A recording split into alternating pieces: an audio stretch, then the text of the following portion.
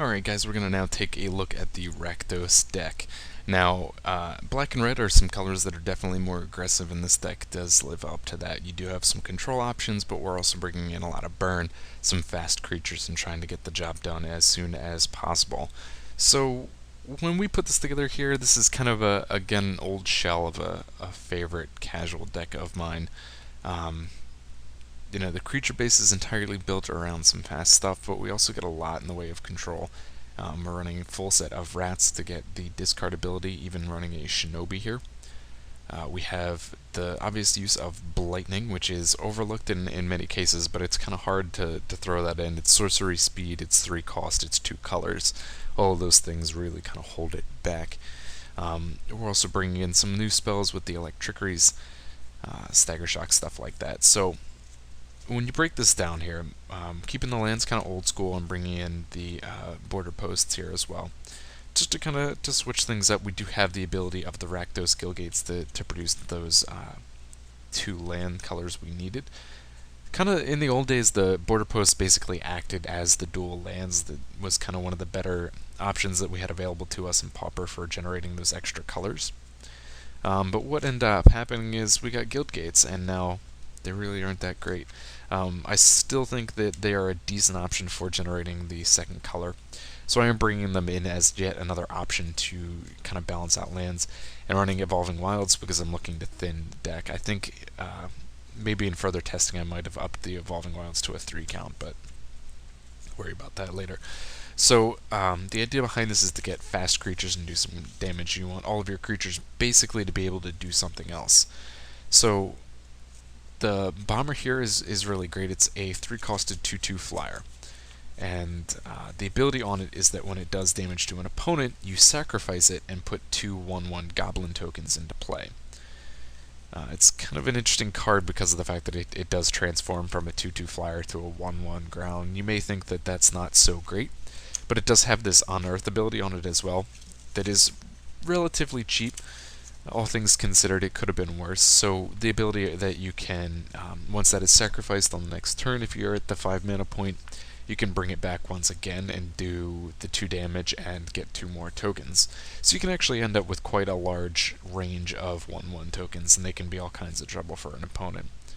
We're bringing in a couple of the Gitu Slinger? I think that's how you say it.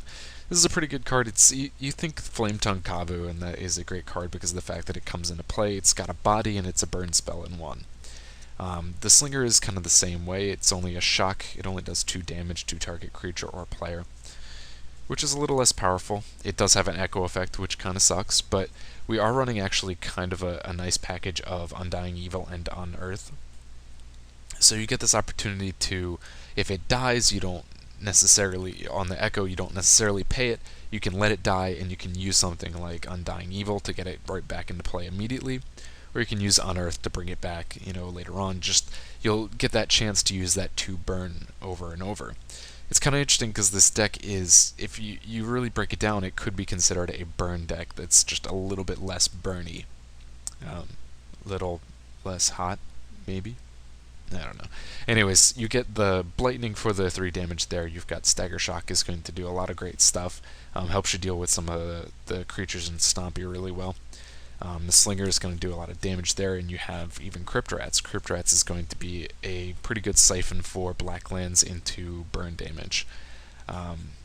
Even the bombers, the flying is great evasion, but being able to get out all those 1/1 tokens is going to give you a chance to, swing with them all, and maybe half of them will die, but the other half will get through and maybe do finishing damage, something like that. So you get a lot of great utility out of these things. I think the combinations between the Slinger and the Unearth and the Undying are really great. The fact that you can, use that ability multiple times, it's really the reason why you don't need more of those. They're kind of, if you look at the card, it's really not that great because of the echo cost. So running more of those is definitely a hindrance, but because you have the interactions with these 2 reanimation spells, it becomes a little bit more doable. So I think 2 is definitely a great sitting point for it. So, let's see. It's a great way to do a lot of damage off of those, and the recursion is really great. Rages are brought in so that you can get a lot of extra draw off those. Gotta love them. This is one of the new additions. I really wanted to try this out, Rakdos Shred Freak. Um, I think this is a really great card. It's a 2/1 haste. The cost is either double red or, a combination of reds and blacks for 2.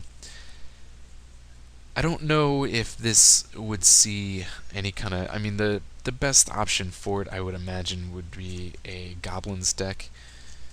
Even then, I'm not sure if it really fits. The haste is really nice on it, but Goblins can manage a lot of really kind of troublesome creatures at 1 cost. So if you can get a 2/2 for 1 red mana, why would you want a 2/1 for 2? But I still feel like it is a pretty strong card, and I think it could find a home somewhere. I've also played around with the idea of maybe switching these out for the Splatter Thugs. I think that's the card. I'm still going to be shredding names on the Return to Ravnica ones just now, but it's the 2/2 for 3 that has the Unleash ability and First Strike. If you check out the Is It Post deck, I run it there, and I think both are very strong red creatures that have been added to the format, and I think they could definitely find a home at some point in time, maybe just not in the current metagame. So like I said, you want to be fast with this deck. It's looking to do a lot of damage early on, so if I can get that in on turn 2 and swing right away, that's pretty nice.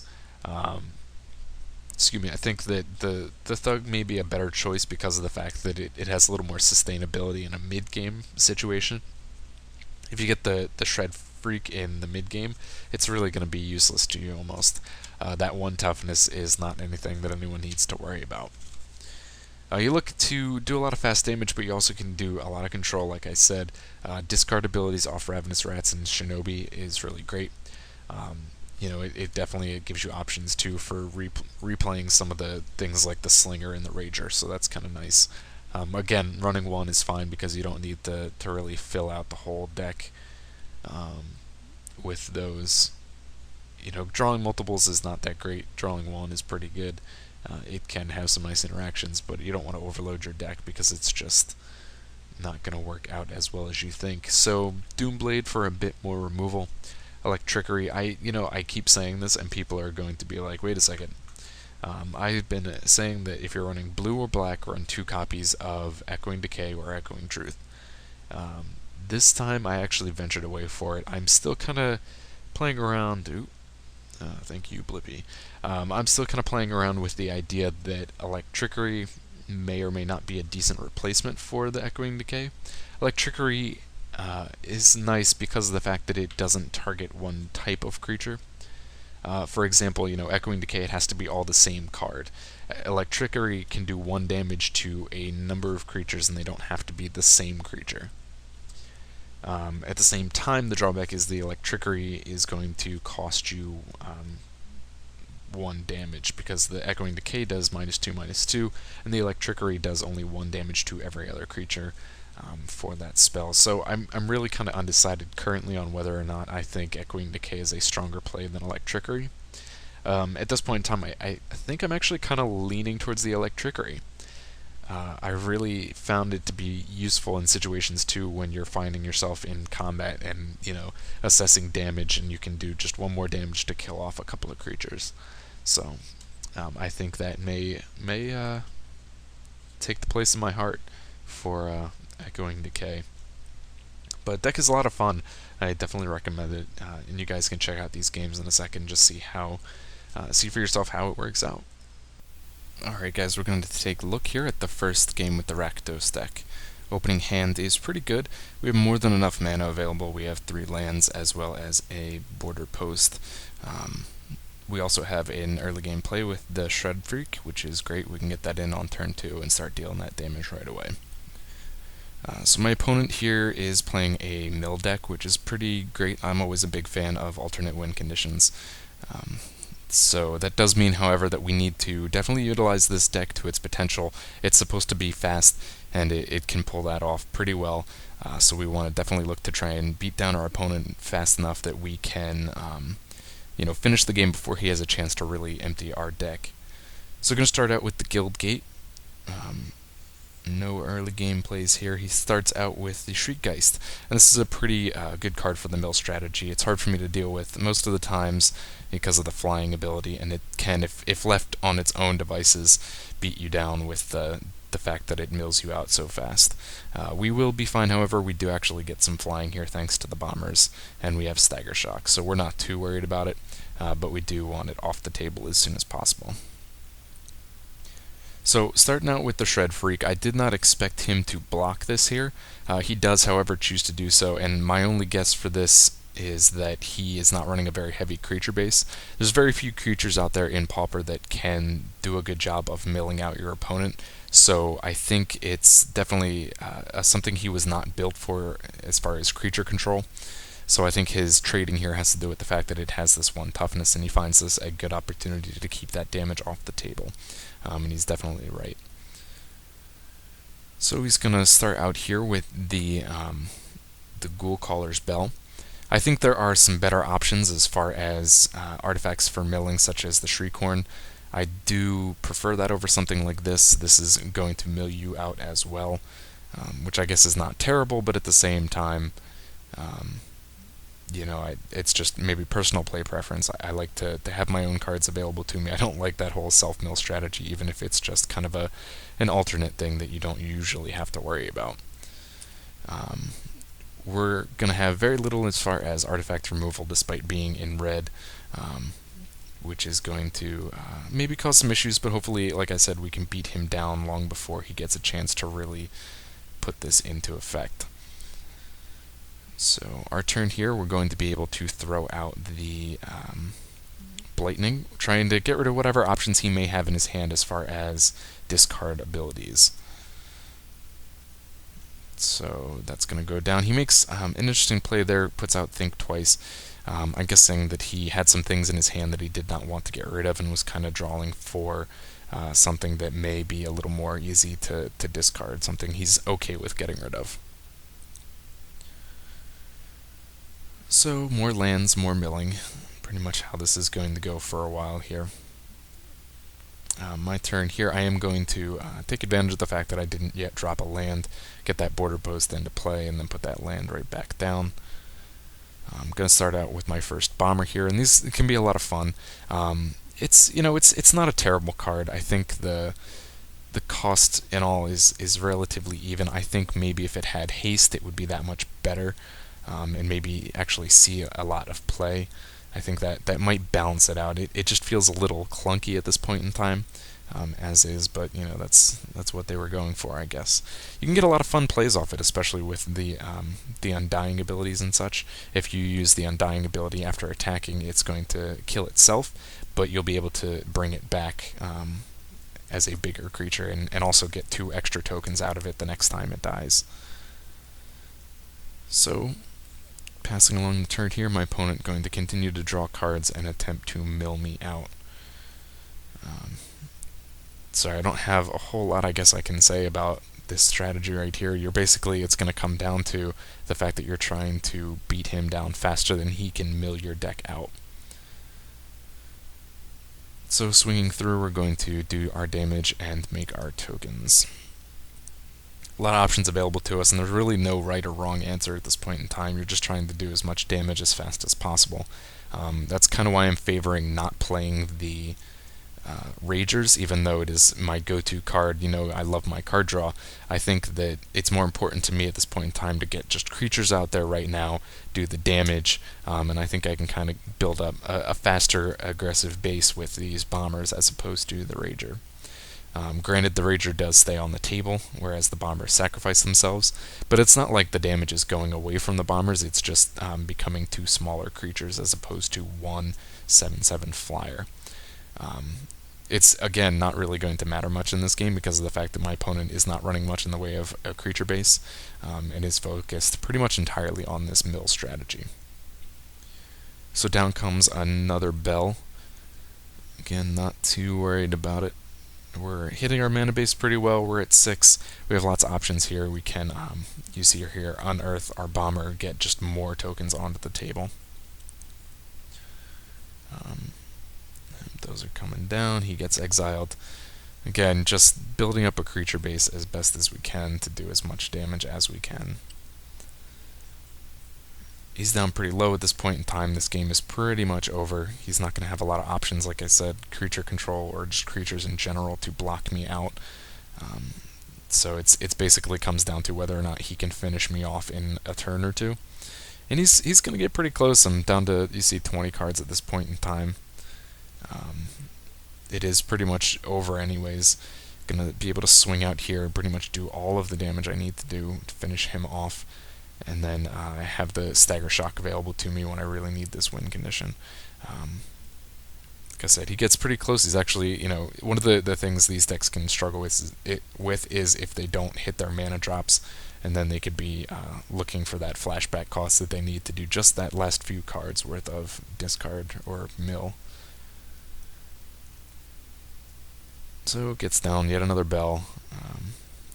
Like I said, he's going to get pretty close. He mills me off as best as he can, and it looks he got me down to 13. So that's pretty nice on his part. You got to give the man props. It's or woman.